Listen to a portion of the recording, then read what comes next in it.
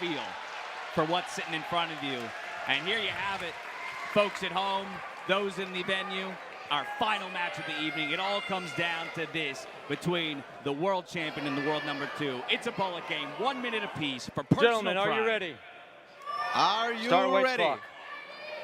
Here goes the clock. We go. Off we go. It's a B4 push to open things up here for Hikaru Nakamura, and we are off to the races.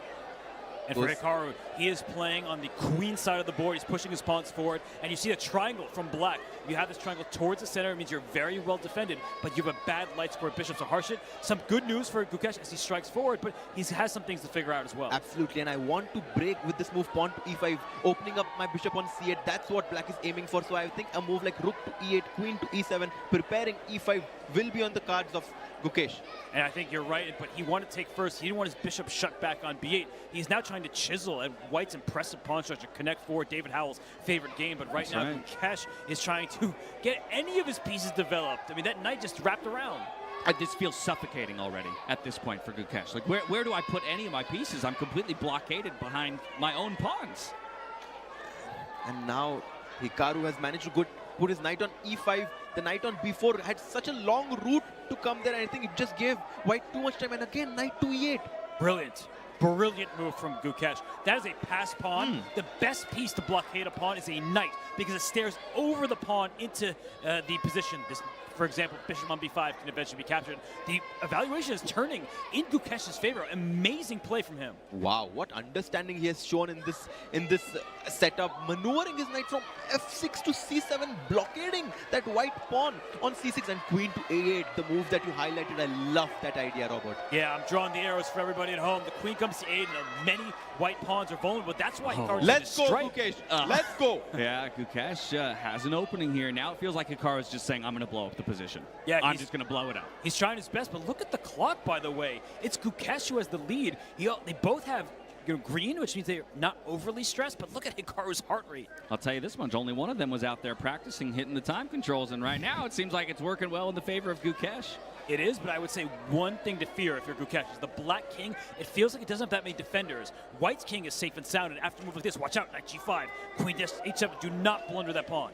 He goes g6, he stops the threat of queen takes h7. Look at Divya, they're all so nervous.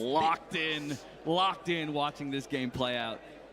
Black is up a pawn here, but Hikaru is going to find some tricks, like always, and Gukesh has to be precise until the very end. But you said one pawn, that's a second pawn that can be captured. He takes Gukesh it. does in fact take the pawn. Both players have just above 10 seconds right now, and trades are happening, but look at black coordinating those pieces.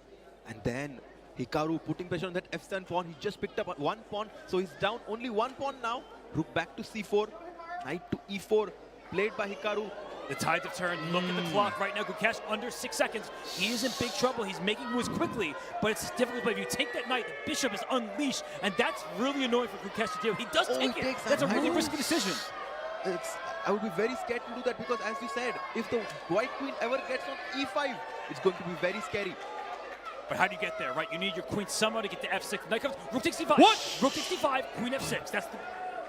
And he stops it. I think Gukesh spotted it, and he immediately played queen d7 because he knew he blundered rook takes d5. Oh, but he finds it the second time, queen f6. Oh my goodness.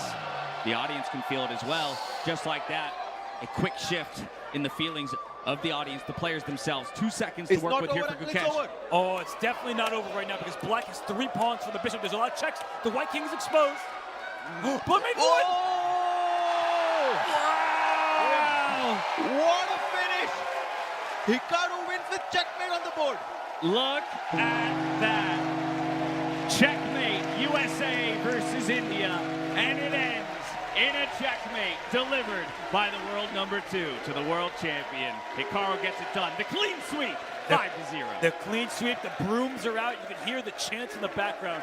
Hikaru Nakamura said, not today. You're not going to get that last point.